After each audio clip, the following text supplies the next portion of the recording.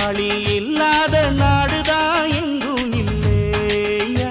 அரஹோயா அவன் உழைப்பாலே பிழைக்காத பேருதான் எங்கும் இல்லையா அரஹோயா அர சாமியோ சாமி அப்படி இருந்துட்டா காமி